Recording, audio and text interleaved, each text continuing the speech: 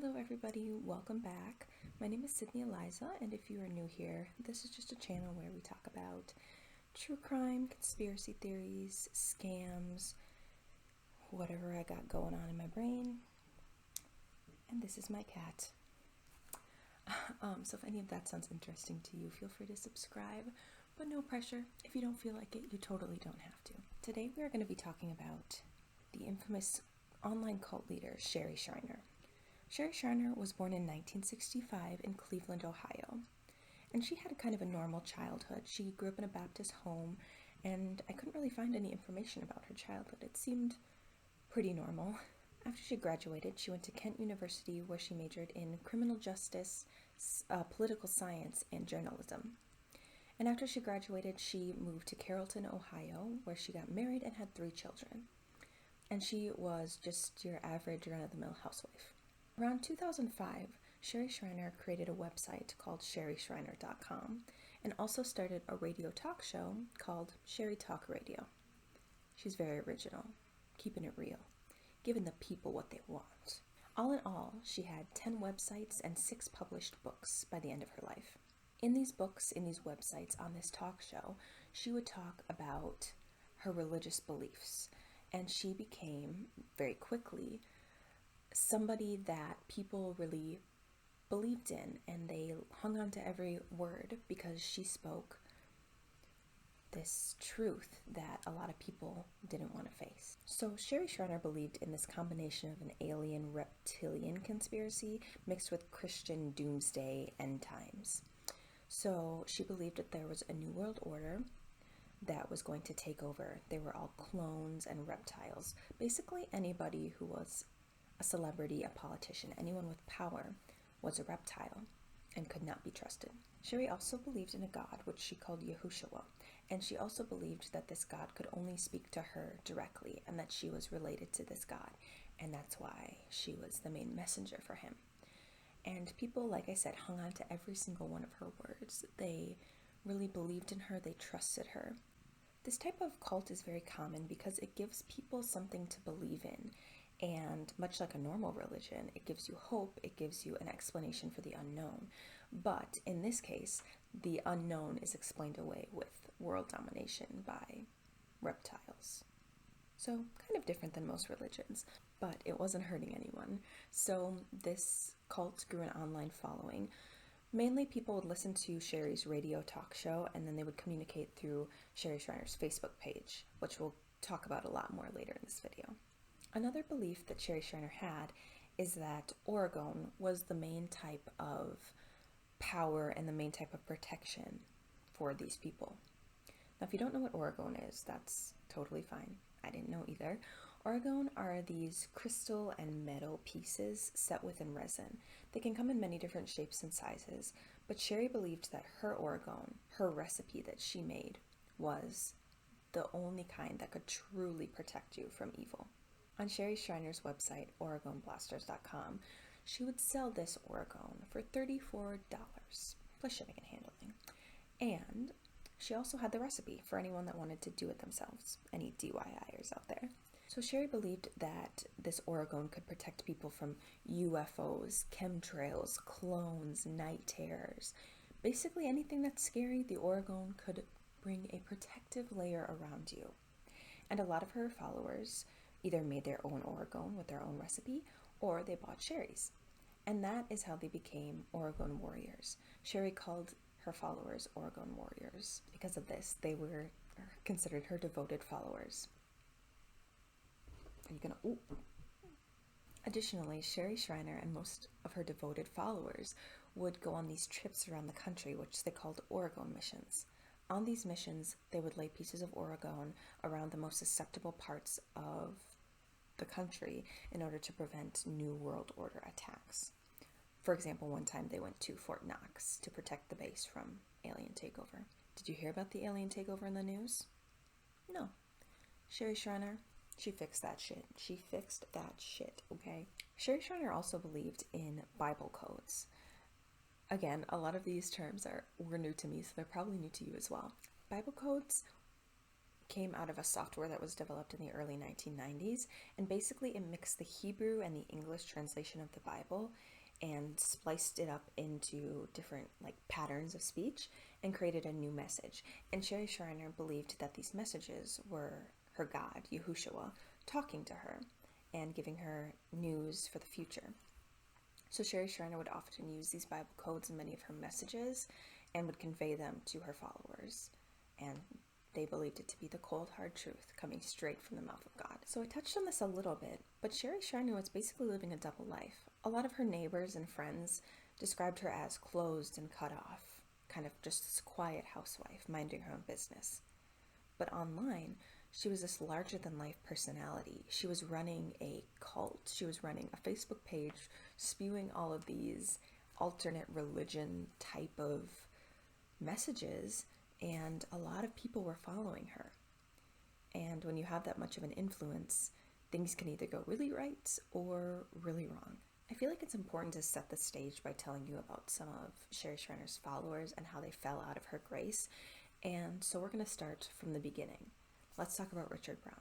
Richard Brown met Sherry Shriner in the early 2000s, and he was one of the few followers that actually met Sherry Shriner in real life. He went on Oregon missions with her, and he was so close to the family that he would even come to dinner, and her kids called him Uncle Richard. As Sherry Shriner began to develop a larger following, and she started writing more books, she began promoting these books on her Facebook page, and Richard started to think that maybe she was writing these books for a reason other than religion. He thought maybe she was in it for the money. So he expressed his opinion on the Facebook page. He kind of just confronted her in front of all of her followers, and Sherry was not pleased. She shot back that Richard was a clone, that his soul had been ripped from his body and he was now burning in hell. Kind of intense. Because her Oregon warriors were so loyal to her, they cut contact off from Richard completely. They isolated him from the only religion, his only family that he really knew. And this was really painful. And Richard tried to defend himself as best he could. He showed a video of himself surrounded by Oregon, saying that if he was really a clone, he wouldn't be able to stand by this Oregon. He'd be writhing in pain. But Sherry Shriner's followers didn't buy it. So he was forced to leave the religion. This was the least destructive of all of the things that Sherry Shriner did, which is saying a lot. Let's talk about Kelly Pingilley. Kelly Pingilley was from this small town in Michigan, and she grew up and had a normal, happy childhood. It was said that in high school, she and her group of friends would go to the 24-hour diner and sit and smoke cigarettes and play cards all night. After she graduated high school, Kelly started to struggle a little bit with just the transition from being a kid to being an adult, and I'm sure we've all felt that way before. But she was just having this internal struggle, and this could be seen through her blog. Her posts started to become a little bit more conspiracy-based as she began to research more and more, and this is when she found Sherry Shriner's group. And she clicked immediately. In one of her blog posts, she talked about how over a year ago she had found this new group and it had awakened her spiritually, and she felt the way she had felt when she was a little kid. So this religion was really helping her. She felt like she belonged. She felt like there was a light at the end of the tunnel. All seemed to be going well until December 28th of 2012. A few hikers were walking on a trail when they stumbled across Kelly Pingilley's body. It was the dead of winter in Michigan, and she was found in a tank top, no boots, no mittens, no coat, and she was dead. Authorities found out that she had overdosed on sleeping pills, and she had unfortunately died. Her family and friends found notes that Kelly left for them, saying that she had a higher purpose and that she was going to fulfill this purpose and to not be sad because she had sacrificed herself for the greater good. But, of course, her friends and family knew that this unfortunately wasn't the case, even if Kelly believed it. Kelly's friends and family were trying to grieve as best they could. Meanwhile, Sherry Shriner took to her Facebook page where she made her own obituary for Kelly, talking about how she was killed by a NATO death squad. which is beyond disrespectful. Beyond. When I read that, I was just floored. But that's the way that Sherry Shriner did her business. Sherry's Oregon Warriors took to Facebook on the day of Kelly's funeral to troll Kelly's friends and family, saying that Kelly had faked her death and that she was still alive, which is, again, beyond disrespectful. So painful for the friends and family who are already grieving the loss of this beautiful soul that they had in their lives. Let's move on to talk about one of the probably most famous cases revolving around this cult, which is the case of Stephen Mineo and Barbara Rodgers. Stephen Mineo had a hard life growing up. His parents got divorced and his mother left the family, leaving him without a maternal figure. Stephen grew up near New York City, so when 9/11 happened, he was beyond scared that something like this could happen again.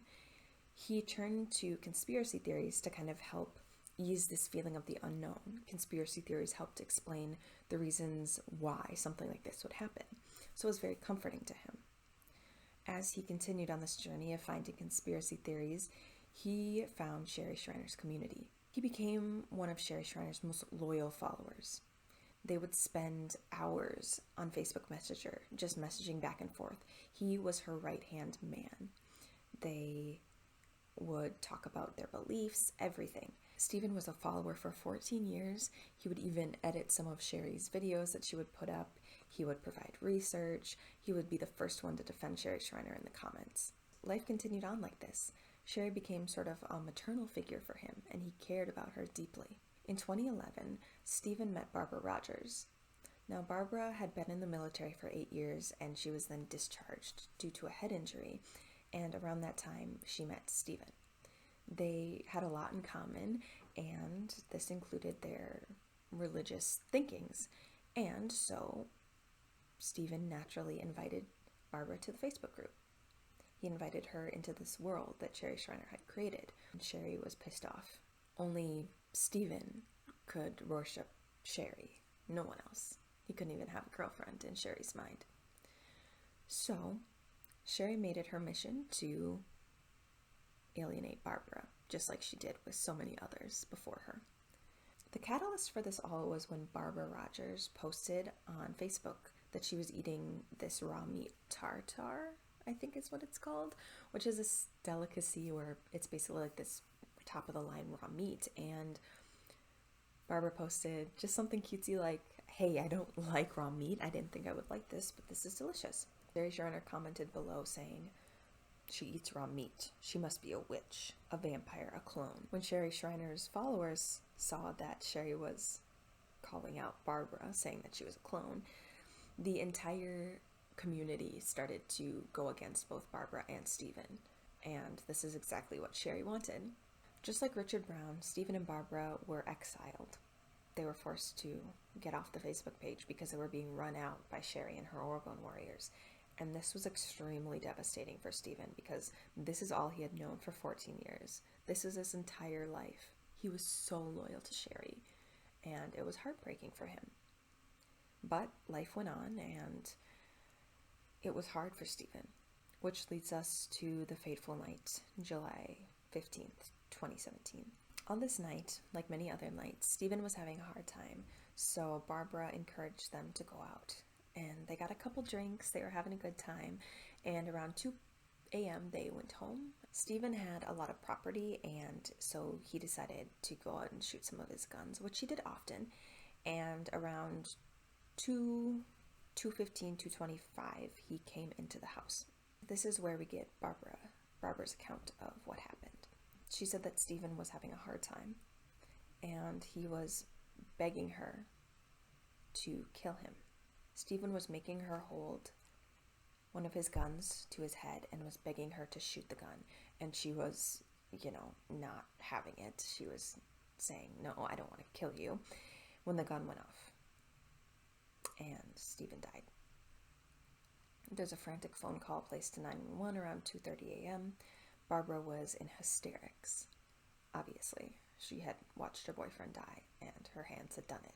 The police took Barbara into custody and questioned her for 8 hours straight, which is sketchy. We'll talk about it later. But Barbara's story kept changing. She was hysterical. She couldn't think straight. At one point, she said that they were both sitting on the ground when Stephen made her pull the trigger. At a different time, she said that they were both standing. At one point, she said that only her hands were on the gun. And then at another point, she said that both Stephen and her hands were on the gun together. This kind of made police question her, like which story is actually right. And they drilled her and drilled her and drilled her until her brain was just confused. She was beyond heartbroken, so it was hard for her to recall any details from that night. Barbara was offered a plea deal. If she pled guilty to third-degree murder, she would spend anywhere from 10 to 15 years in prison. But she denied this plea deal, so they went to trial. In March 2019, there was a 5-day trial held for the conviction of Barbara Rodgers. The prosecution stated that Barbara's whole story was false, that the gun couldn't go off in the position that she said. At that point-blank range with a .45 caliber gun, it could not go off, and that she must have been standing further away and done it out of malice. They also said that she wasn't treating her bipolar properly. She had been off of her meds for a while, which I couldn't find if that was true or not, but it was what the prosecution used. Barbara's defense said that the gun had most likely jammed, as they couldn't find any gun shells anywhere, but when they looked outside where Stephen had been shooting his guns not even a half an hour earlier, they found gun shells all over the ground. So they suspected that maybe the gun jammed and went off accidentally. Another good point that the defense brought up is that Barbara was questioned very unethically. She might have been coerced, is what they were saying. So whenever some sort of violence happens with a police officer, they're required to take a 8-hour break to think about their story and compose themselves. And they also need to go through at least one sleep cycle to just make sure that their mind is clear and that their facts are correct. So if they do this for police officers, why wasn't Barbara given the same liberty? She was basically witnessed her boyfriend being killed and then right away had to be questioned for 8 hours straight. So they believe that this definitely played a role, as she was not mentally stable enough at that time to make a proper statement. Barbara also stated many times that she had no idea that the gun was actually loaded. At the end of the trial, the jury deliberated for 9 hours and they convicted Barbara Rodgers of third-degree murder and sentenced her to 15 to 40 years in prison. So, what did Sherry Schreiner get in all of this? She must have gotten some sort of punishment, some sort of something, right? Right? This is the most infuriating part. Sherry Schreiner not only didn't get any sort of consequence for any role that she might have played in the death of Pingilley or the death of Stephen Mineo, her followers were growing at this time. That being said, the following was most likely due to people being curious, as her name had been brought up in the Stephen Mineo trial. So people were curious about what Sherry Schreiner's beliefs were and how it might have played a role in all of this craziness. But either way, a following is a following, whether it's a hate following or not. Sherry Schreiner started a Patreon and a GoFundMe page to fuel her ministry, and people donated to it. And last time I heard, it was still up. That's entirely infuriating. Also, around the time of Trump's election, Sherry Schreiner stated that Trump was the only politician that was not a reptile. So, that's basically all you need to know about Sherry Schreiner at that point.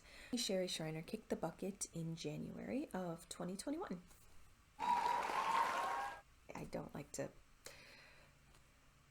It's just so problematic. She's just so problematic that I'm just glad that she's not spreading her evil words and her toxicity anymore. Before Sherry Schreiner died, she posted a rare picture of herself. She, through all this time, had never really posted pictures of herself. People never really knew what Sherry Schreiner looked like.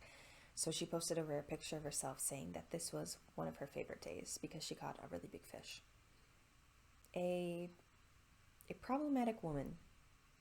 A cult leader. I get heated when I talk about cults because I'm not personally religious, but Religion is such a sacred thing. It helps people through such a hard time, in good times and bad times. Religion is the thing that most people rely on. And to take that and twist it into something that is fear-mongering and annihilates people and just makes people so polarized, it's just sick to me. I don't understand. Of course, this is an opinion, but I feel like Sherry Shriner should have been charged for at least some sort of something for these deaths, because her religion played a major part in all of this. If you ask any of Kelly's friends or family, they said that Sherry Shriner was influencing Kelly in almost everything she did. Stephen Mineo obviously was completely heartbroken over being exiled from his religion that he had been loyal to for over 15 years. It's heartbreaking. It's heartbreaking. And I feel like Sherry Shriner should have had some sort of consequence for this. Also, I don't know if I believe if Barbara Rodgers was guilty or not, but from the things I've heard and the things I've read, it seems like Stephen was in a hard place and she didn't know what she was getting herself into, and that's fair. And should she maybe not have taken the gun? Sure. Was she maybe coerced into it? Sure. It all happened so fast, I'm sure she didn't know it was happening. So, in my opinion, I just think that we're placing blame on the wrong person. I'd love to hear what you guys think about this. Obviously, this is kind of a charged subject, so I hope this sheds some light on it. If you guys enjoyed this deep dive and you want a little bit more information, my main source was The Opportunist, Season 1, which talked all about Sherry Shriner and her cult. It had some really good interviews from Kelly Pingilley's friends and family, from Stephen's friends and family. So I highly suggest you go listen to it if you're interested in this case. That's about all I have for you guys. So if you enjoyed this video, give it a thumbs up. Subscribe if you want to. You definitely don't have to, but if you like this kind of content and you want to see more, that's the best way to let me know. I hope you guys have a wonderful rest of your day and that you continue to be the bad bitch that you are. Bye.